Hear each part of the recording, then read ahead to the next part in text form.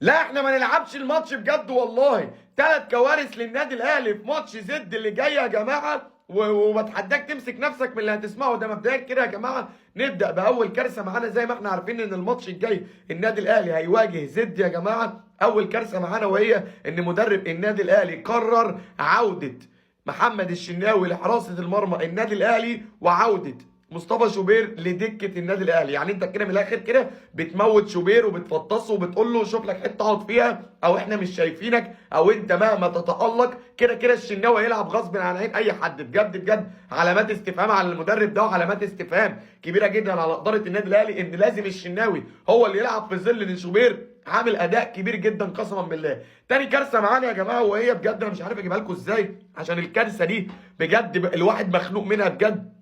ومدرب الاهلي ما اعرفش مدرب الاهلي عايز مننا ايه. مدرب الاهلي بيقرر عوده محمد شريف وكمويش لهجوم النادي الاهلي امام زد في الماتش اللي جاي يا جماعه. مدرب النادي الاهلي قرر انه هيلعب ب2 مهاجمين، وقرر انه هيرجع محمد شريف ويديله فرصه اخيره هو وكمويش، واللي هيتالق منهم هو اللي هيكمل في هجوم النادي الاهلي. ولو الاثنين ما تالقوش الاثنين هيطلعوا بره النادي يا جماعه. يعني الماتش اللي جاي على طول هنلعب ب2 مهاجمين جنب بعض، المخيف محمد كفيف والجوليادور اللي جاي من الوحوش كابتن ورنوش.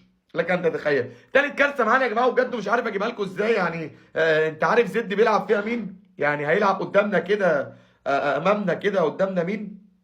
مش عارف اجيبها لكم ازاي. زد يا جماعه هيلاعبنا بميسي. ميسي مين يا اسطى؟ قصدك مصطفى سعد؟ لا هو ميسي. يبقى احمد سعد ميسي. يا عم اسكت، هو ميسي. يا عم ميسي مين اللي انت مجنون؟ انا مش قلت لك اسكت يا اسطى؟ زد هيلاعبنا بميسي يا جماعه. كل الناس يقولوا في الكومنتات خايف من ميسي ده ولا خايف من ميسي ده ولا خايف من ميسي ده. اسكت انت، ما تفتحش بقك.